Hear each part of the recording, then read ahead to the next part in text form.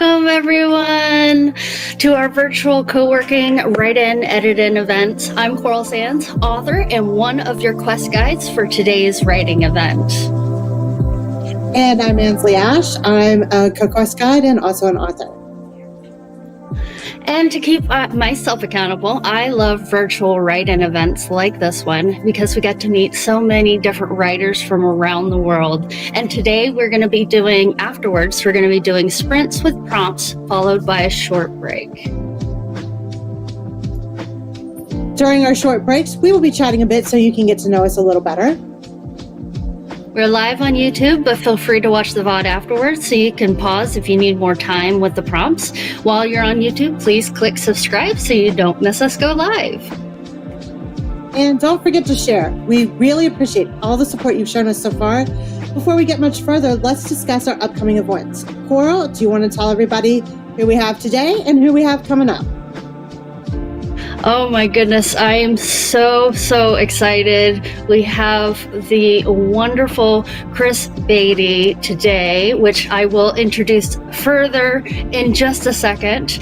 And then some of our other guests that we're going to be having in the future include Sam McAdams on the 17th, Melanie Johnson on the 21st, Nikki Green on the 24th, Jenny Johnson on the 28th, and then we have our Thank Goodness It's Over party in December 1st. Now, remember, I post all of our upcoming events on our Facebook group called Writing Quests, as well as our Substack. So if you want them emailed directly to you to remind you when our events are, I'll leave a link in the description. So, Ansley, what are we doing today? It's November. That means Novel Quest. Novel Quest is a free annual motivational challenges where writers complete a novel writing or editing goal. For example, 50,000 words in 30 days. There are regional, in-person, virtual, and hybrid events, as well as virtual badges to help participants stay motivated while having fun in the process of achieving their goals. To help, Writing Quest also supplies a Google Sheets tracker where writers can get their individual goals, and those who have opted in can see how others are doing and cheer them on. The link is to the trackers in the description below. And since it is November 14th, we are excited for you to meet our special guest author, Chris Baty. Now, he is author of a few different books, but my favorite that I've been getting judicious use of is No Plot, No Problem, and the Writer's Workbook, Ready, Set, Novel. They are amazing, and I know you have other work too. I can't wait to hear more about that later on. So as usual, Coral's going to keep an eye on the live chat. So if you have any questions for Chris, make sure you do that. Coral will signal to me and I will let her ask the questions. But in the meantime, Chris, why don't you tell us a little bit about yourself and maybe why you would be famous in the writing challenge community in, say, November? Well, first off, I just want to say thank you for having me here. This is amazing. And also thank you for organizing. Thank you. I do think that one of the lessons that I have learned since accidentally founding National Novel Writing Month in 1999 is that I think novel writing really is like a social activity, which I think was very a counterintuitive lesson. But I do think like it takes a village to finish a novel. And I just so appreciate the village that you're building here. So I live in Alameda, California. And I live here with my wife and my 9-year-old son, Henry. And I think the reason I'm here is because I did start National Novel Writing Month with a group of 21 friends back in 1999, and then got to be part of its growth over the next 13 years, and really learn so much and be kind of part of this amazing growing community of literary abandon. And I stepped down from running National Novel Writing Month in 2012, but I have been like a cheerleader and a participant ever since. And so I am now using this kind of November energy to make some progress on a long-suffering novel mission right now. Aw. That sounds right up Writing Quest alley, actually. So you're very welcome here. Thank you so much for showing up. We really appreciate it. So do you have any pets or hobbies you would care to discuss? I was thinking about hobbies, and I do feel like just poking at this novel like forever, like for a decade or so, has been my like hobby. And I think outside of work, when I have time, I do that. I also have accidentally become a Little League coach. So I'm actually an assistant to the assistant in Little League. That's the level of skill I'm bringing to the table. It is not phenomenal, but I do show up. That's been super fun. I love collecting vinyl records. So I have like an unwieldy number of records. I also love collecting art, particularly any art that's related to writing. So this is my latest discovery. I found this at the Whitney Museum. I felt like this is very topical for until it's done. Yes. Yes. I think every single one of us feels that. Yes. That is amazing. The other thing that I've been doing recently is watching Survivor with my family, which I just kind of like didn't even realize Survivor was still a thing. It's amazing. It's like 47 seasons in. It's still great, especially if you're watching it with a 9-year-old. So we are really big Survivor heads here. If anybody else would like to discuss Survivor, I'm here for it. Make sure you leave those comments in the chat. So for Survivor, because I got nothing to contribute to that. I don't personally watch, but it was great fun. The couple of seasons you need to start watching. So, we need to end this right now and have you get right into the Survivor-verse. No, I'm writing. I haven't hit word count for today. I'm writing. Like, I love my writing. I feel empty when I don't write, but I will catch this season. I will go, download it here soon. Okay, so a novel for a year and you're working on editing it. What type of novel, what genre is that in? Everyone's dying to know.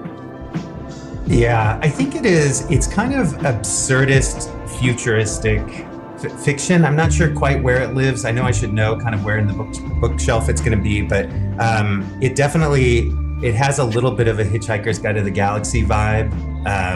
But it's the log line is, I guess, it is about an assistant librarian who is trying to return a DVD in post-apocalyptic Canada. That sounds like so much fun. In my real life, I am a library trustee. So shout out to librarians, shout out to libraries. They're amazing places. And make sure you return all of your stuff because libraries put a lot of money into that and they're out there for our use. So yeah, it's definitely, that's an adventure definitely worth doing. And that sounds speculative fiction to me a little bit. Yeah, I think that's futuristic, right. Yeah, fantasy and speculative fiction. Yeah, and I love the idea too about maybe I can make the back half of the book just reminders about timely returning of library materials. I think that would also be a public service. So it'd be like great storytelling, useful messaging to the world. I'm down it. Yeah. Yeah. So I even like if you could get that thing published, even if it's self-published, like every library in the world would pick you up. Like every single one of them. I hadn't even thought about that as a marketing angle. Okay. Yeah. Yes, it would be a great marketing angle. Okay, so we normally ask our writers if they've done a writing challenge before, but I feel like we know the answer to that one. So I guess what everyone is most interested to know is, do you have some tips for us? Because it is getting to be the middle of the month. That sagging middle, which sometimes, afflicts the novel where you don't really kind of know what to do, but also it kind of affects our energy this time of year where that creative burst is a little bit waning maybe, and like the sticking to it part of it is coming. So any advice for those of us out there toiling away? Yeah, I mean, I think so many of you are veterans of this, right? You've done this so many times, and so you know that there are invariably these ups and downs that happen, and that we are really in a down cycle right now, that the physics of this month-long noveling challenge get tough right now, I think for a lot of reasons. One of them is, I think that our cheerleaders and family members and support system that were kind of interested in our books at the start of the month are really bored of hearing us talk about them, and so we've lost that. And I also think that this is the time when we are having to make a lot of tough decisions about story and plot, the things that often we had just kind of ignored, just being like, let's just get words on paper and something will kind of come together. And this is the time when you're like, is something going to come together? So I think one, just identifying that like, that's real. And I think that happens. If you gave yourself 5 years to write a novel, that would be happening at like the 2.5 year point, right? It's just we compress it all into this high speed endeavor. And so one of the things I like to do is, so I have this is just a short pile of novels that kind of started out as national novel writing. I love Hugh Howey though, and I can't see. I could only read his. Oh my gosh, yes. Like half of those in there. Fine Girl, I've read probably everything. I think I've read everything. So yes, I think one of the things that I take heart from is knowing that every single one of those books that became published and beloved and well known also walked through this like same difficult stretch of losing faith and feeling like this is the worst thing that's ever been written, and really believing that probably you should just like dig a hole somewhere and just like dump that manuscript in there. And thankfully they persevered, right? Because these books have become such wonderful portals to us, to these other worlds and characters. And I think just remembering that like everybody goes through these ups and downs, whether you are like the most famous writer in the world or somebody that's just starting out. So just kind of embracing that. I think also knowing that it gets better. Like it really, there is something magical about crossing. To me, it's like the 35,000 word point is where like the physics of this month-long noveling thing change, and like things that felt excruciating get a lot easier at that point. And I do think also human imagination is an unbelievable story engine, and you don't have to have confidence in yourself to like, it will do its thing. Like a lot of these loose threads, these kind of things that feel kind of random right now, the human brain is amazing at, if you spend enough time working them and spending time with these characters, those threads kind of start to braid together, and you kind of start to get this kind of more cohesive, bookish, like story thing that really happens. So I think just having faith, I would say, is a good one. The other thing I love to do is I find that I feel like the universe is like an aspiring novelist, but does not have fingers and therefore cannot type. And so will work through us to give us noveling material. And I think being open to that is a great one. So like just understanding that there will be overheard conversations that you should just grab and put in your novel, that you will see tattoos on people's arms that you should definitely put in your novel, that you will, I mean, one of the things that I saw recently was this, I had this realization that, you know, we all kind of tied for a world record on something, which is that we were the youngest person on earth, tied with other people, but right, we were tied for a world record. And I was like, that's a very random thought, but I was like, but that would be great to put in a character's mouth in a novel and then have some other character respond to it. I'm like, this is awesome. I think those like kind of shower thoughts that you sort of have, I think they make ideal novel fodder, and there's kind of an alchemy of like grabbing them and putting them in the work. So those are the things I think, be open to the universe, delivering you great ideas in material. Oh, and one last thing, I do think that there's something special about objects, and really like, so this, I'd mentioned that this novel that I've been revising forever and working on now is about an assistant librarian trying to return a DVD. And so the DVD in question is this one. It's the first Pirates of the Caribbean DVD. I don't know why it's this one, it just was. And so I bought it, and it's amazing because you can kind of start to look through it and you find the places that like, oh, little notes could kind of get hidden underneath these discs, and it kind of helps bring this world to life. But then there's also that kind of, I'm a terrible writer of the senses. I think one of the big bits of advice is like, you know, make sure your characters are able to see and smell and touch everything. But having this makes me feel like, oh, I can smell what this plastic smells like. I can kind of listen to the way that clacks around. And that becomes a really good way to eat up some words as well as like bring richness to your book. Yeah, just don't forget, like if it's checked out of a library, it's going to have that additional plastic cover over it. Yes. You know, so make sure that's in your novel. That's so important. This is where I need help from a librarian, because I didn't have that in there. Okay, maybe I'll just go check it out of the library as well. I mean, you can do that, or you can, you know, like get in touch with me at my Gmail, which is my pen name at gmail.com, and I can answer any library related questions you want. I fully volunteer. Amazing. Okay. Okay. So, do you consider yourself a planner, a plotter, a planner, or a pantser, or somewhere in between? I definitely have done it all. I really started that first year, my first National Novel Writing Month endeavor in 1999. I had nothing. I didn't know who the character was. I didn't know what the setting was. I didn't know what the central conflict was. Nothing. I just started typing, and I heard a voice and kind of followed it. And that was really one of my favorite of all my National Novel Writing Month endeavors. But since then, I think I have become probably somewhere more of like in the middle, where I like to know who the character is. I like to know what they're struggling with, like what's missing from their life. I like to think about like what they think they need versus what they really need. And then I kind of, in the past, have really had no idea the way the book would end. But now I think I do think there are certain story dynamics that help you know there are a certain set of endings that are possible, right? It could be like a kind of hopeful one. It could be a sad one. It could be a totally happy one. And I think trying to think about the overall tone of the book is really helpful. So that's kind of some of the, like, I do a little bit of planning and try to think about it, but a lot of the book is unknown before I dive in. Okay. What is your favorite place to write? I used to be an absolute coffee shop writer. I could not work outside of a coffee shop. I just found it to be so centering to be amidst people and the kind of like clatter of dishes and whatever was going on. Although I would put in headphones, so completely block it out. Like somehow it's like I needed it, but I also wanted to avoid it. And I think COVID really changed that for me, where I just spent a lot of time at home, and I have a room that I write in here. I'm in it now. And now I find like working in silence in this room is like the most productive way for me to do it. So that's what I do. I tend to work here. I kind of have like RSI issues. And so I've got this like incredibly unwieldy split keyboard that I struggle to like write without. And so I have the gear, and it's useful to just kind of be someplace where the gear can live too. I think that's an adventure for all of us as we get older. Okay, what is your favorite snack to consume while writing? Are you a snacker while you write? And what is your favorite snack?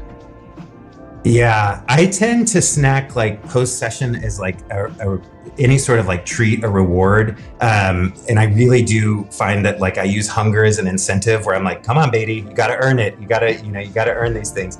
I would say anything from Trader Joe's snack aisle. Currently, there's something that they call elote dippers, which are basically like giant Fritos that have kind of like Mexican seasoning on them. They're a little bit spicy. They may be the world's best snack food right now. So I would say if you are close to a Trader Joe's at all, go check out a giant bag of elote dippers and then just dump them all in your body, because they're really, really good. Okay. So has any of your fiction work been published? We know that your nonfiction, How to Help Us Write a Novel, has been published, but has any of your fiction work been published? Yeah, it has not. So I have two manuscripts that I've gotten an agent for that was sent out into the world. That was maybe like 10 years ago. I'm so grateful that nobody bought it. I'm glad that it's not out there.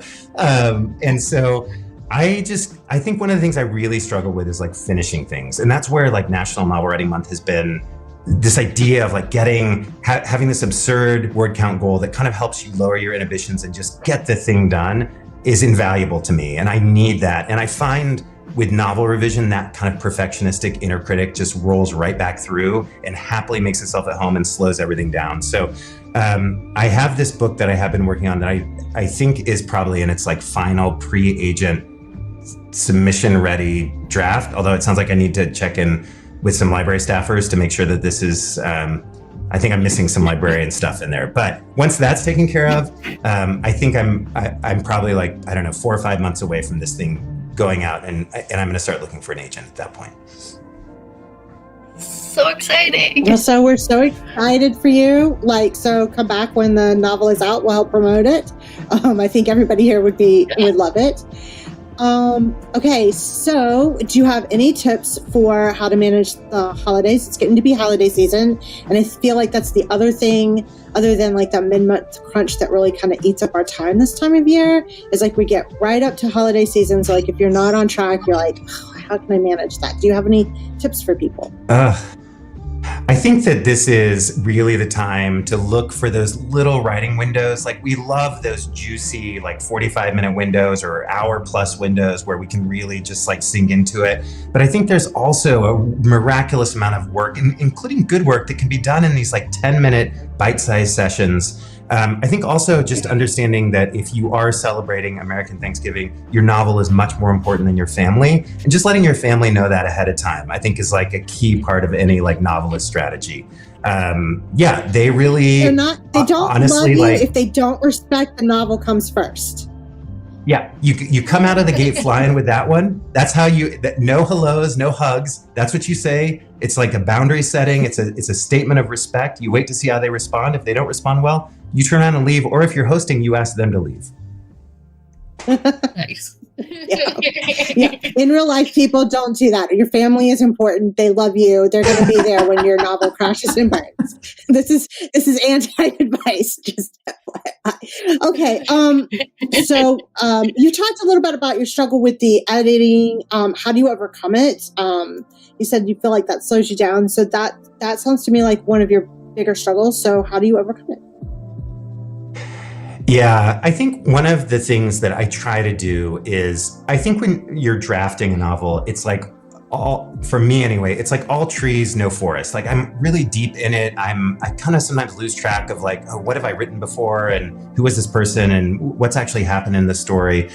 And I do think that just when it comes time, when you finish this draft and you're ready to think about, okay, I like this enough to like revise this.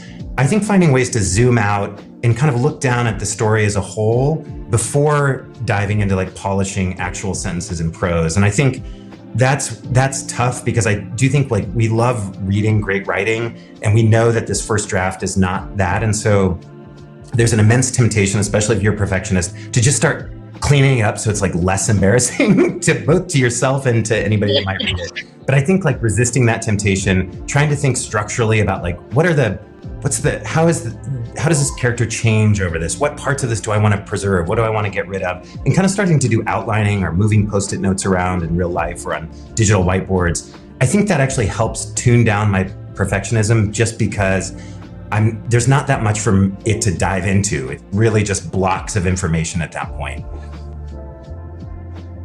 Nice.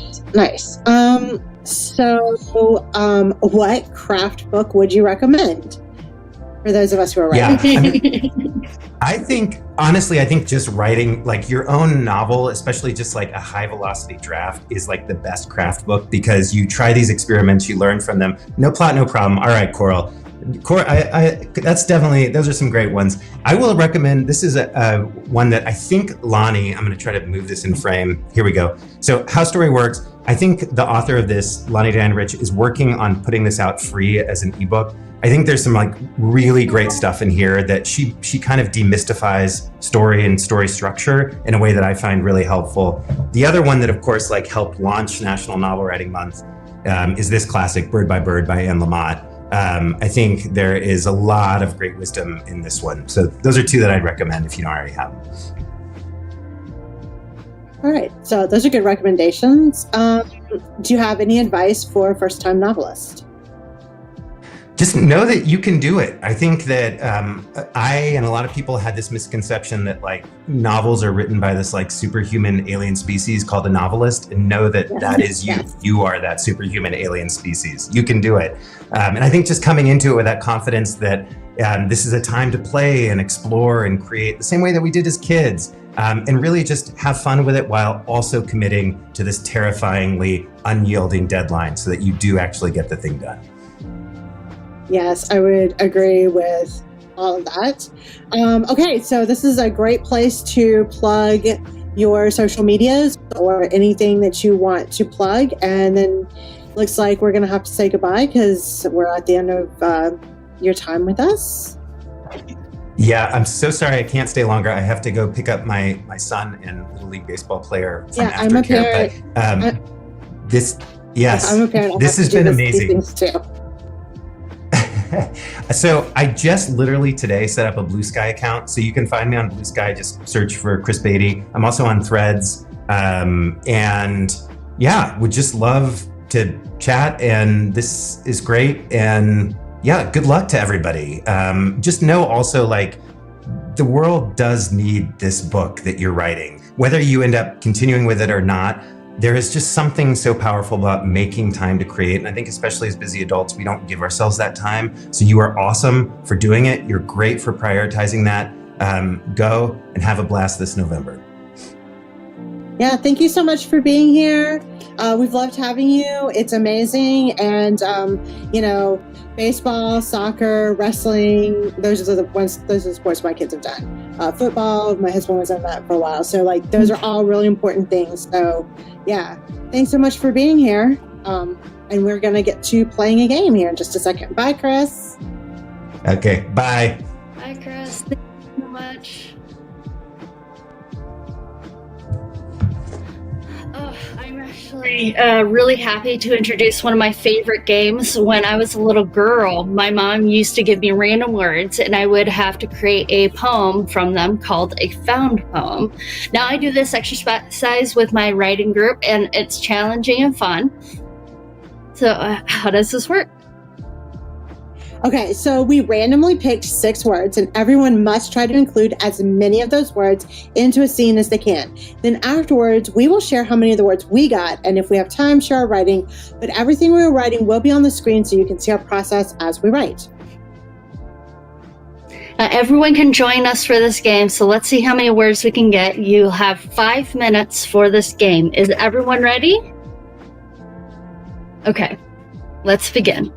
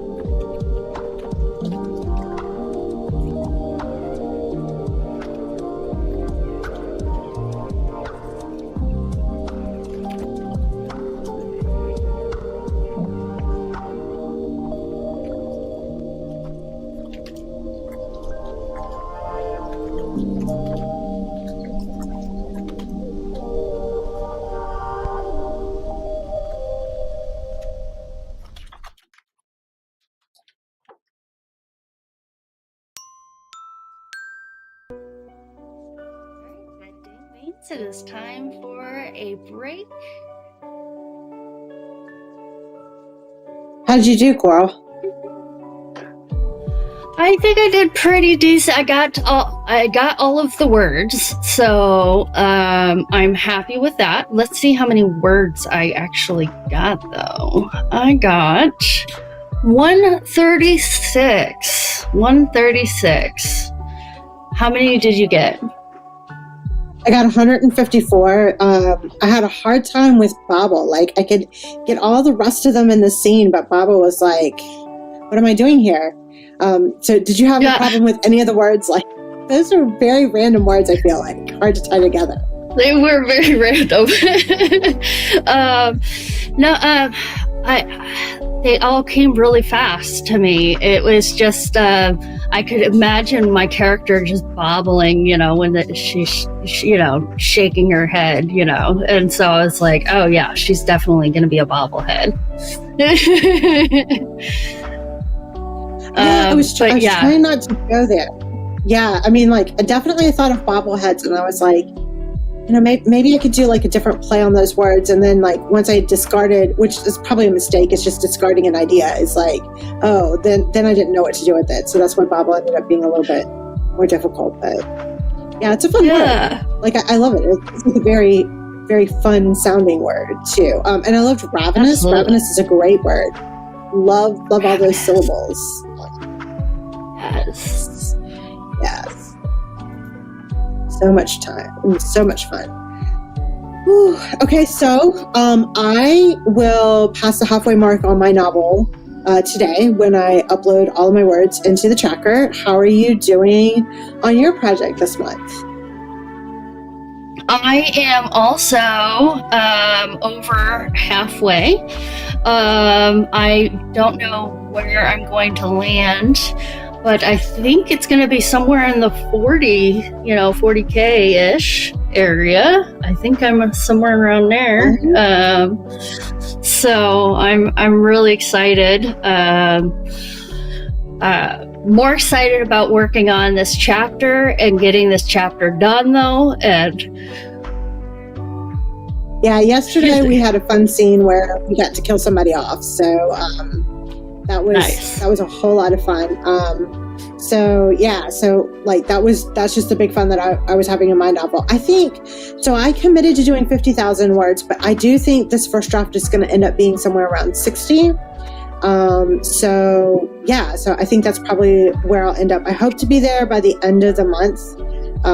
But I don't know. Like, all of the scenes have been plotted out. I've got all my little note cards running around, with scenes on them. That's all plotted out. So I don't have to worry about like what comes next. I just have to worry about like, can I get it in there? And in the middle of the month, it seems like, my scenes are getting shorter.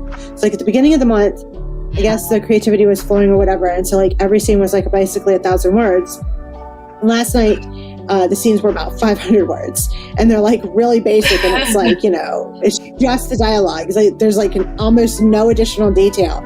And so I was going back and rereading one of them because like I lost a detail and that I needed for the next scene. And I was like, oh, there's like no detail here. So like, then I'm in there like going, well, I need a little bit of detail. When I go back in here, I kind of need to know where they're at and stuff. So yeah, it's kind of fun. So there's adventures in that. All right, so about a minute to go. Everybody needs to hydrate. Yes.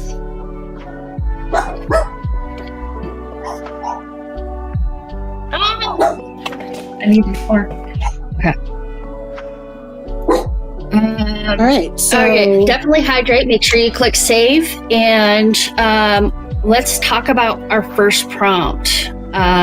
Prompt 1. All right. What do we got? I'm showing you this plot your antagonist's next move. Perfect. That's a good one. All right. Plot the antagonist's next move.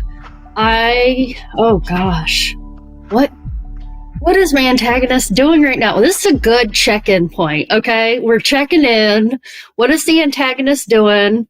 What's going on? All right.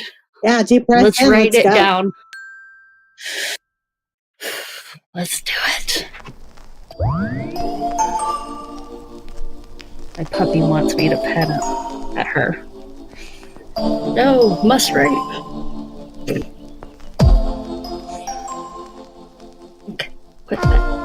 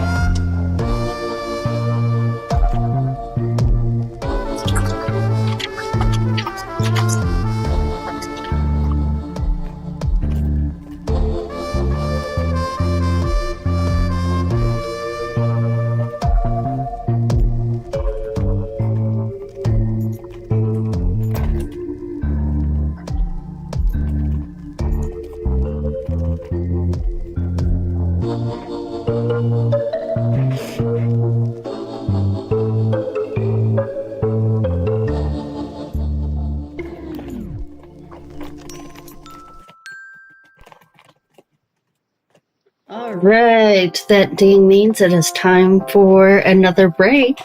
And how did everybody do? Make sure you put how many words you got into the chat. And Ansley, we love how did seeing you those. I did 368, so feel good.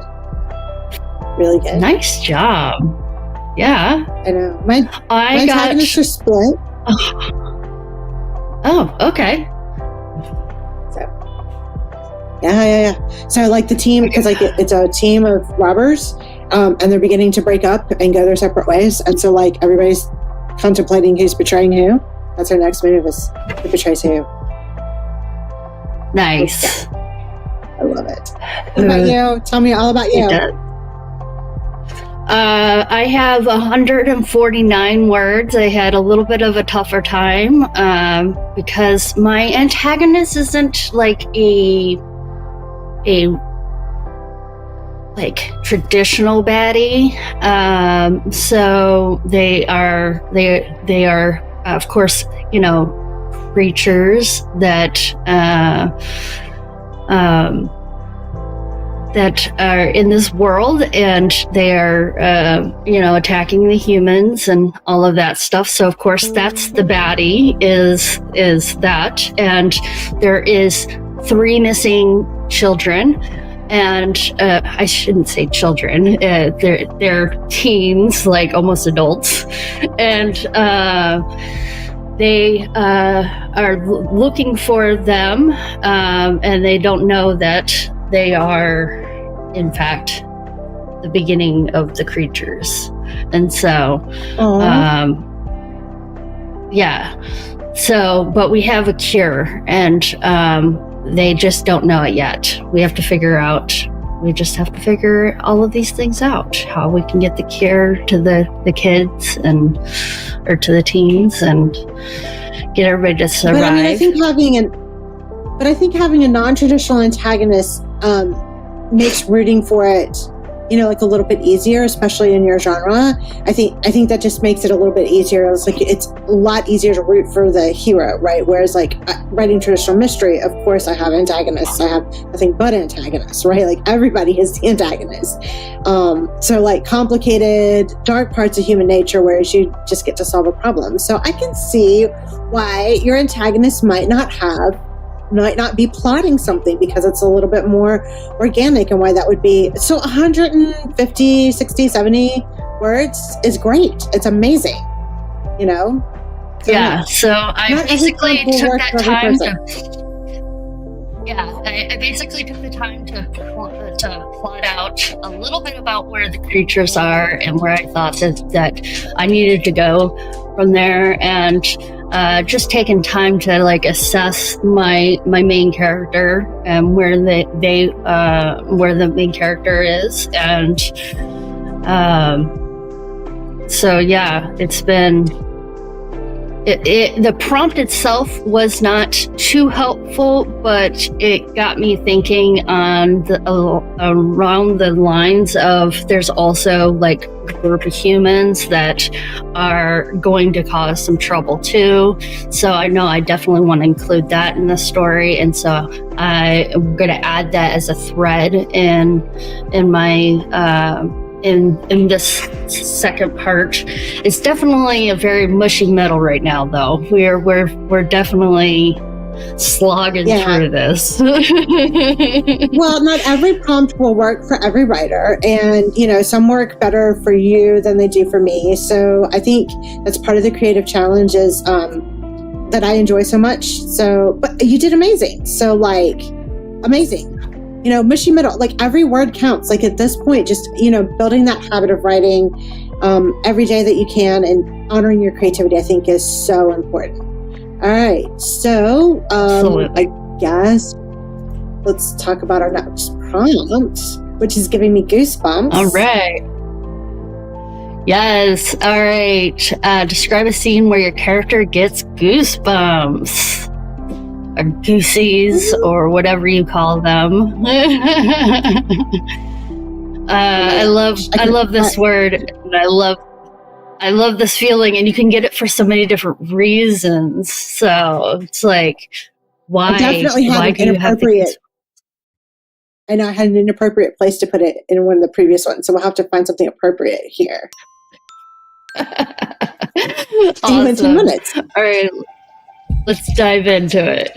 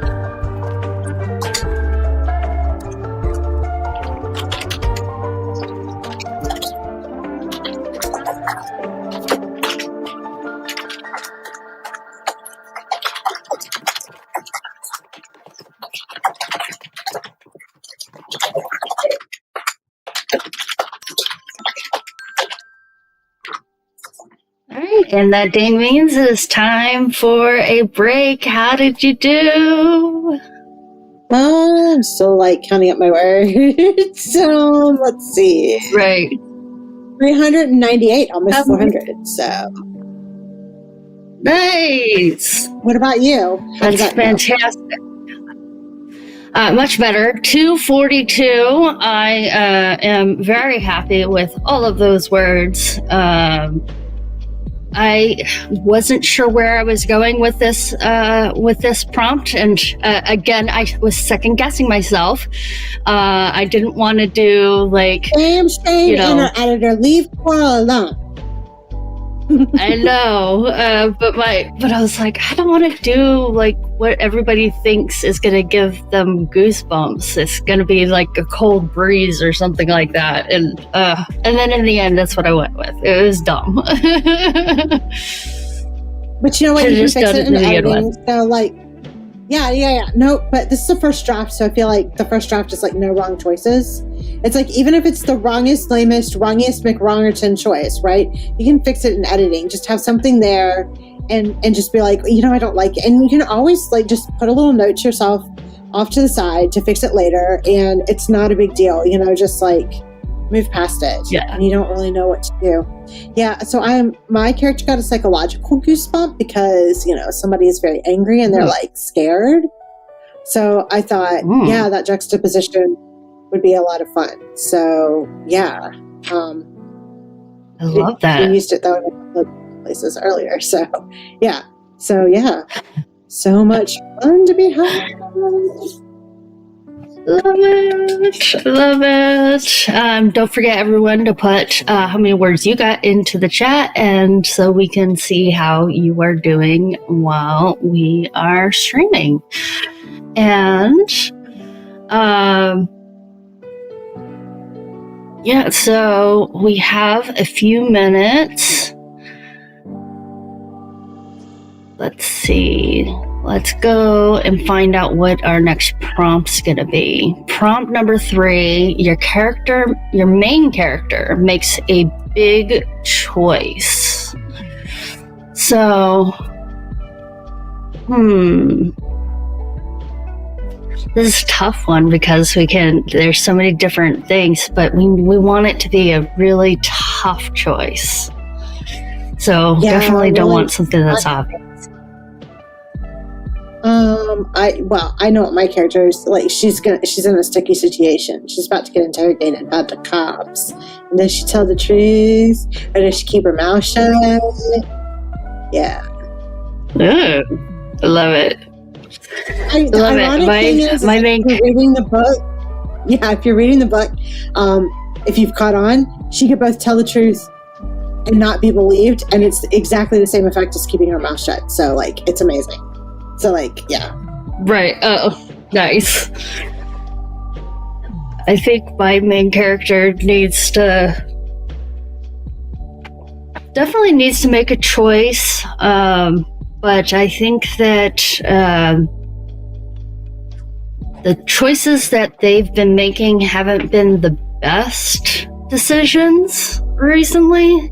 So I'm wondering if this is going to be another bad decision. They're making several bad decisions. So sometimes when like structurally I have a plot problem, right? So like they're making bad decisions, unless they have to make a bad decision. So I'm like, what kind of decision will they make? Sometimes I just flip a coin. Heads, it's good. Tails, it's bad. Yeah. Just to make it random. Just so nobody can know what's coming up next. Nobody knows what's happening next. Not even me. It's first draft, who knows, right? And you don't have to keep it, but who knows? Like, just flip that coin, make it random, just like, heads, it's... Anyway, that's just what I do. It's like, I just put a random element in there for whatever reason. And just to see what happens. Makes it fun. I feel like she needs to make a choice that is going to make it so that someone apologizes. Maybe that's where we need some healing. All right. Yes. So maybe that's you in 10 minutes. All right, 10 minutes. Let's go.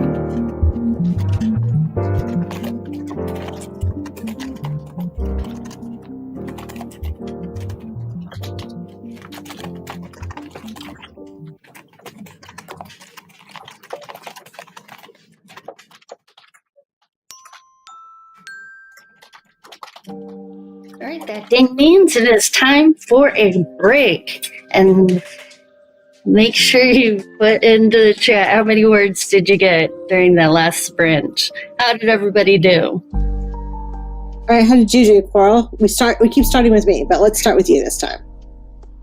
All right, I got 216 words. Good work. Good work. Good work. Yeah. Yeah, I'm really excited about it. I wasn't, really wasn't sure where I was going with the scene, and then I was like, oh, this is the decision she needs to make. Let's do it. So, it's good. How about you? How did you do? Yeah. 389, but I basically ignored the prompt. I didn't show her struggling with the decision at all. Whatever. I knew what she was going to say, but... Hey. There you go. That works. I mean, sometimes you just gotta disregard the prompt. Yeah, whatever is like, motivating you to write. The prompts are there for to help you when you need it. So, no, that's awesome that you knew what you were writing, and so you just went ahead with the scene. That's cool. Well, I know where I'm at in this story. Like this story, basically, I'm fortunate that this year it writes itself. I feel like every other year I'm more where you are, and I'm like, what are my characters going to do? And how am I going to get them to the next thing? And whatever. And this one is just like, excuse you, I'm here. I just need to be put on paper. Right. That's fantastic, though. Yeah. My puppy is right now being a attention hog.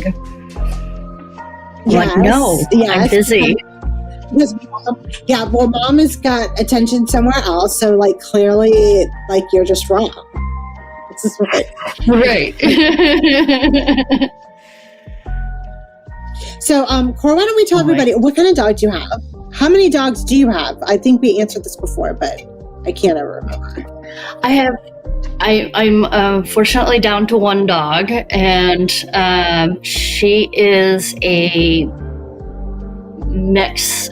She's a rescue dog, so she has a little bit of everything in her. We think she might be Beagle Basset, or it could be Corgi Lab. It could be. She definitely has some Beagle in her because she's tricolored. But she's 14 years old, has 2 forms of cancer, and is hanging in there. If it wasn't for the lab test, I wouldn't even know she's sick. She is trucking along. Like, she has so much energy and stuff like that. She's such a fighter. So it's great. Yeah, good girl. All right, well, everybody, I have 3 dogs, Bella, Chewbacca, and Gracie. I didn't name any of them. My son has a bad habit of if his friends like, oh, we can't keep our dog, like he just brings them home. So that's how we got all of my current dogs. So like I feel like a little bit good because like, oh, safe home, and like a little bit bad. I'm like, dude, they're your friends' dogs. Like, but yeah, but I love them all. They're cute. Chewbacca is a Yorkie, so he does look like a teeny tiny little, like he's appropriately named. Like I could hold him up. He's like running around over here somewhere, but I could hold him up and you'd be like, yeah, he looks just like a Wookiee, but like tiny. So, Aw, and Bella is a Yorkie Pom mix, and Gracie is some sort of poodle, and we don't know what else mix. Gracie's a little bit crazy. nice. And she is fear motivated. Her primary fear is FOMO. So, like, if we're doing something with one of the other dogs, she has to be right in the middle of it. So, yeah. Absolutely. Okay, what's our next prompt? What is holding your main character back? This is I a do know tough my main one. character's answer to this question. I do. I do know the I have answer. absolutely no idea. I have no idea what I'm doing. We're just gonna Just pick something up. throw something onto the wall. All right, let's do this. People are dead.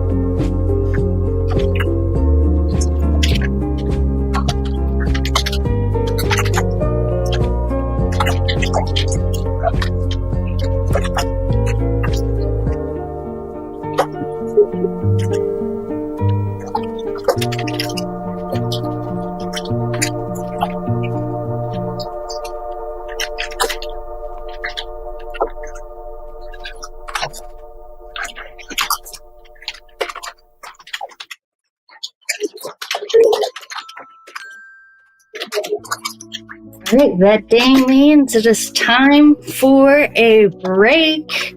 And how did everybody do? Make sure you put how many words you got in the chat.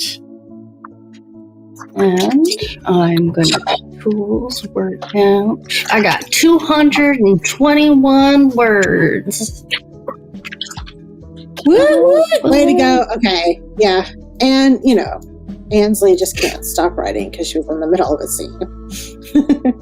Okay. Absolutely. I got 396. But yeah, no, we had to get to that. We had to get to that comeback line because we were so close. Just can't stop writing. I love it when that happens. It's just such a great feeling. And you're like, just one more second. Yeah. Why did I time this sprint? I don't remember. Yeah, no, yeah. Right. But it's also so much more fun to be writing with somebody. I think that's one of the great things about writing Quest is that we do have so many of these sprinting challenges. I love that we have the prompts. I love that you're here, that I can hear you talk about your book. I have someone to talk to. We kind of get to exchange ideas back and forth in this. So yeah, so much fun. So much fun. Absolutely. It's what I love about writing Quest as well. It's just such a fun. I know that no matter what, even if I'm having a down day when it comes to writing, when I go to do these virtual write-ins, it's just I know I'm going to get words down on the paper, and as soon as that timer goes off, it comes out. And so yeah, even if it's not the most or the best, it's I know that something's going to come out and it's going to be productive. Well, and I think just having that space, right? That set amount of time. So you only have to concentrate for just a little bit of time. So it's you're not staring at that blank page forever. So really, what does it matter? How many words can you get in 5 minutes, 10 minutes, 15 minutes? I feel an hour, it's easier for me to just bounce out and go I don't know that I have an hour's worth of words, but it's easier for me to say, yeah, I definitely have 10 minutes worth of words. So yeah, especially with a prompt, even if I don't use the prompt, it is something to just kind of get that brain going and just be yeah, got an idea. Maybe not the idea from the prompt, but an idea in there somewhere. Yeah, I love it. Yeah. I love being here with you. Absolutely. Too. This is fun. Aww. It is so much fun. We have a blast together, and I can't believe that we're halfway through the month practically, and we're going to blink and this month is going to be over, and it's going to happen so fast. So we have a few minutes left. Yeah, it's such a blur. Blur. It's even if I have a year that's going slowly, when I write in November, it's such a blur. It's yeah, I really remember what happened. Yeah. Right. All right. Our next prompt is, which ally will not follow your main character and why? Bonus points if it isn't the BFF. Ooh. So much fun. Yes. Scandal. The scandal. Why didn't you follow me? Why can't you follow me? I'm here and I'm taking all these risks to solve these problems. Why can't you just believe in me? I think there's something universal about that, because I think all of us go down this journey, and sometimes our friends just don't understand the journey that they're on, and it takes them a while to catch up. And so I do think that there's something to remember to do that with our characters too, because I definitely have friends who've misunderstood some of the things that I've done, and then they come back a year later and go oh yeah, I get the vision now, and I'm very frustrating you didn't the first time through, but thanks for coming back. Right. And remaining my friend. You're here now. You're here now.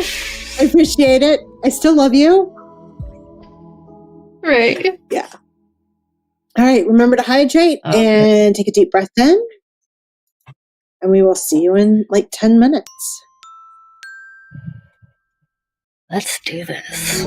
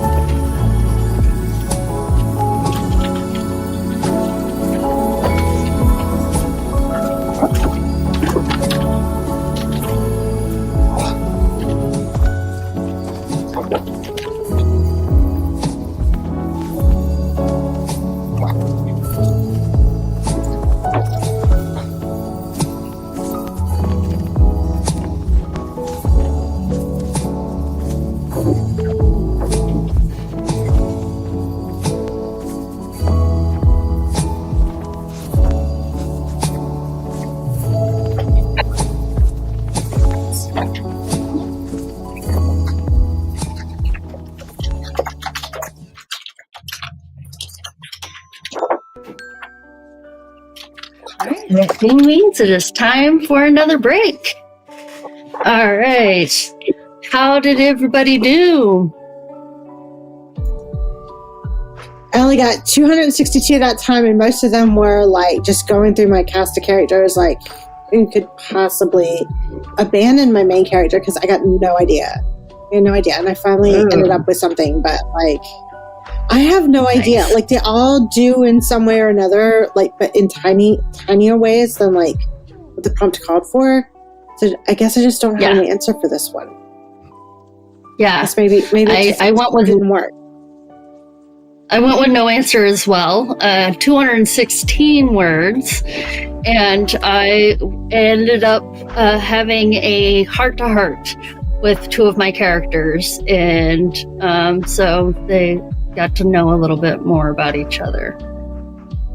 That's sweet. Apparently, that was needed. I don't. The main character has been beaten down, and she needed a maternal figure to tell her that her mom would be proud of her. So, yeah. Well, we all need that from time to time, and maybe an important moment, like in the life of your character. Yeah. So I get it.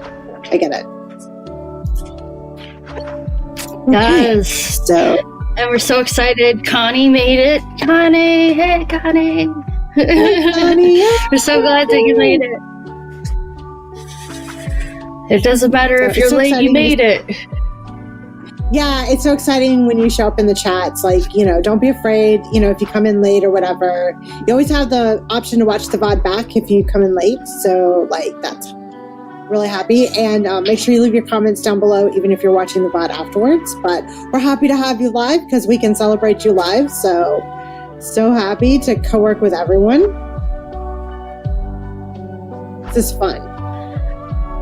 Absolutely.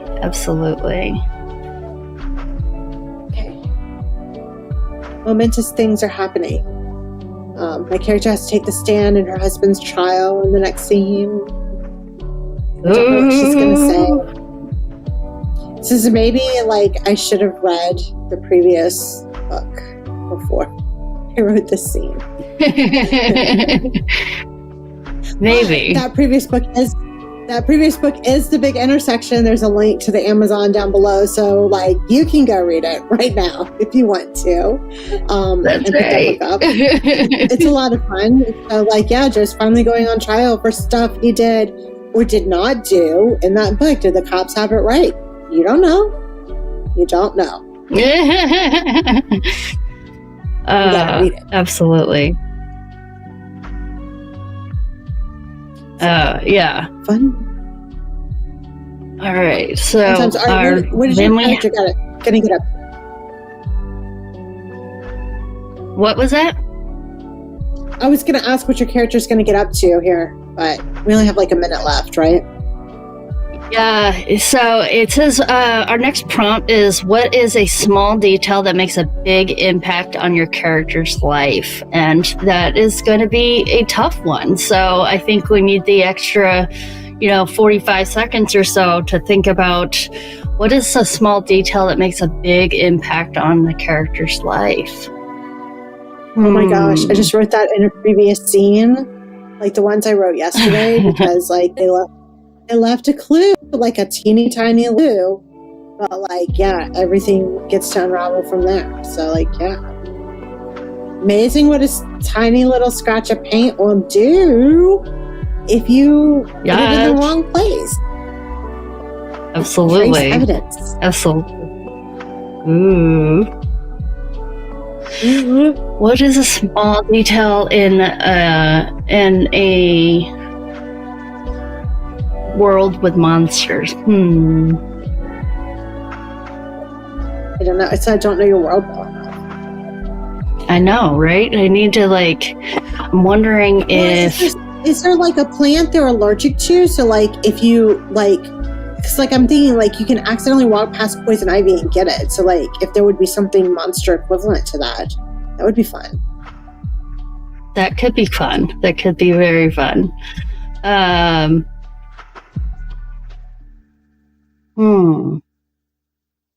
have to ponder it some more. I know, right? All right. I'll see you in 10 minutes. All right. See you in 10 minutes.